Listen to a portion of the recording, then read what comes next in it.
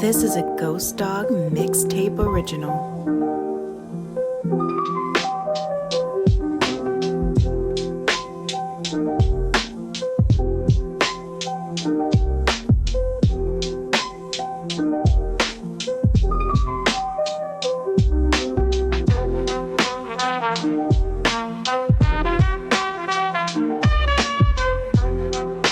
Welcome to Ghost Dog's Big Talk, and I'm your host, Ghost Dog. It's your boy Ghost Dog at it again with another one. So, as you already know, I've been talking about this Giants defense for a little bit now because I feel as if though it's going to be the identity of this team and also the main strength.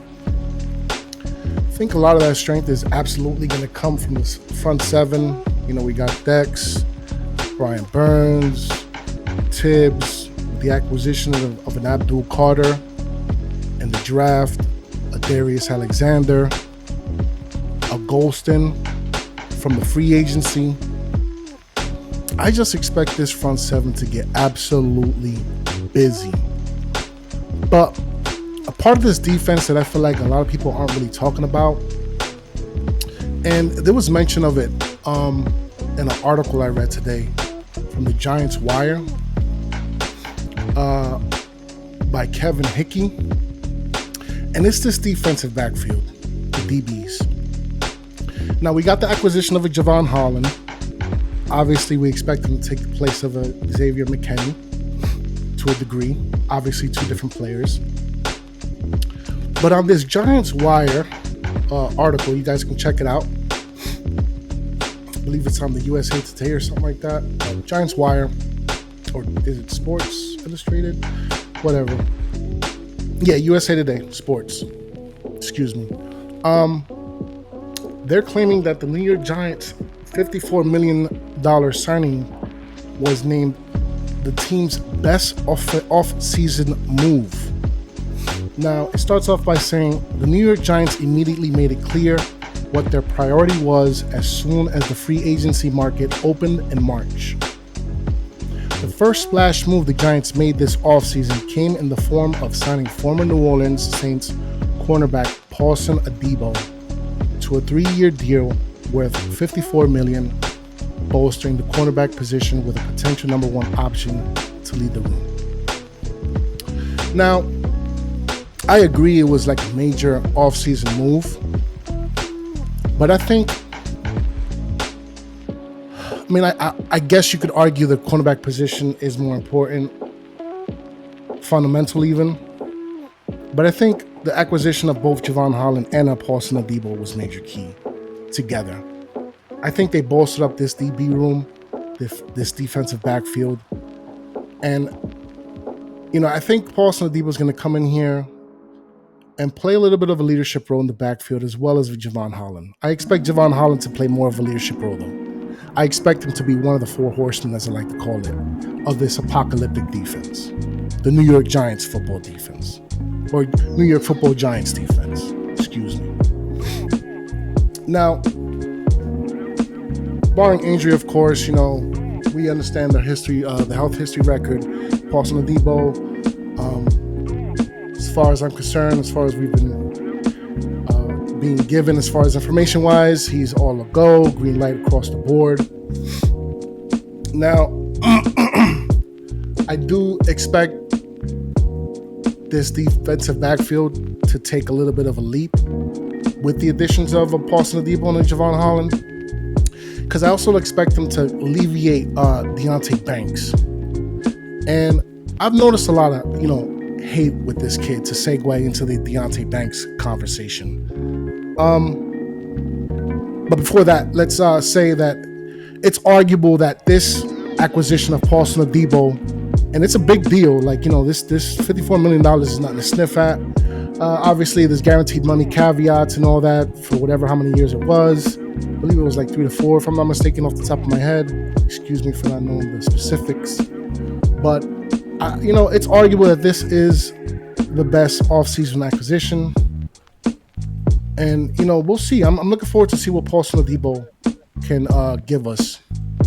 as far as helping Deonte Banks and also taking over that cornerback one slot, that cornerback one role. So we'll see, man. And to go into the Deonte Banks conversation, I don't understand why so many people have an issue with this kid. I get it, second year slump, sophomore slump as they like to call it. We got to give him a break. He's going into his third season, second season within the same system. Remember, we drafted him when we still had Wink Martindale. He was drafted for his system. So he has to we got to give this kid a break and let him acclimate and assimilate. I believe that Deonte Banks is talented enough to take that leap and solidify his role as the second cornerback. If not even play the, cornerback 1B position. So let's just pump the brakes. Let's support the kid, man. The young man, rather. Because I'm just tired of us drafting DBs in the first round for them not to pan out. So let's get behind this kid. Let's root for him. Hopefully, in his third year, he takes the leap that, from a talent perspective, I expect him to take, because the kid is physical. He's, on receivers like glue, man coverage type of cornerback. I like those type of cornerbacks. I like physical players on defense, especially physical DBs. And he is a physical DB. He just got to get his head around whenever, he's down the field and he's battling with the receiver. And I think he can do that. So let's root for the kid, man. And, speaking of deals and the DBs, specifically the cornerback room, earlier during the free agency process, I believe the Giants made a move for Jaire Alexander.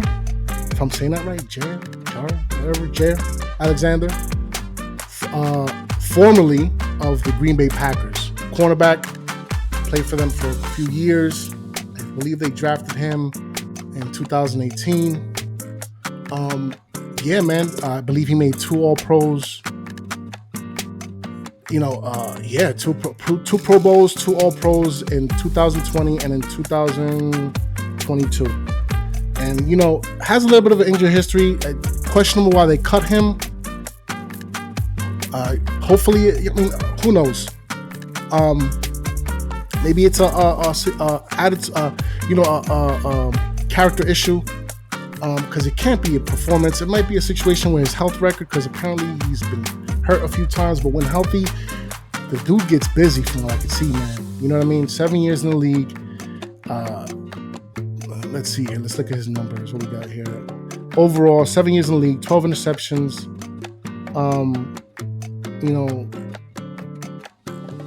Tackles for loss, 12. Combo tackles, 287. Pass defended, 70. Forced fumbles, 3. 1 safety, 2 quarterback hits. So, kind of like a blitz situational kind of cornerback. Okay. But, man, is it possible that Joe Schoen could possibly work some contract magic to get him in here? Because it's going to be tough, man. We got a lot of dudes that got their money. We had to restructure some contracts just to be able to, sign the rookies from this year. But, who knows, man? Maybe we could sign this dude and he could be like you can never have too many good cornerbacks. Cornerback is just that position, man, where, it's a fundamental piece on defense. The strength of this defense is absolutely going to come from the front 7.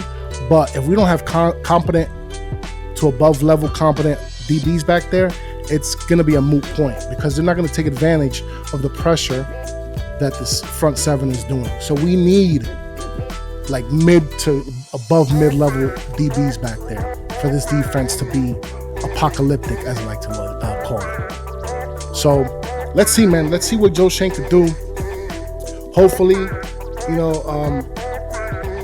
maybe he can restructure some things. Maybe he can, get him in here for the Lolo. Maybe, he can work something out because of the fact that they cut him, because of the fact that he has health issues. I would, this dude, he could put up some numbers, man. But let's see. It's all speculatory. Something to talk about in the off season. But that being said, man, you already know what time it is. Ghost Dogs Big Talk. like, share, and subscribe to the tribe. If you haven't already, subscribe to the Aboriginal Sports Network as well. I'll be posting this video on my main channel. And also, pay attention for future content. I'm going to try to start streaming like games that I might be into, not necessarily sports related. Some might be. I'm working on something right now with a throwback sports game that I just, absolutely loved growing up. Nothing but, flashback after flashback every time I play that game, man. It's like it takes me all the way back to my childhood. But yeah, man, stay tuned, tapped in. You know what it is, man. Ghost Dogs Big Talk, man. Peace.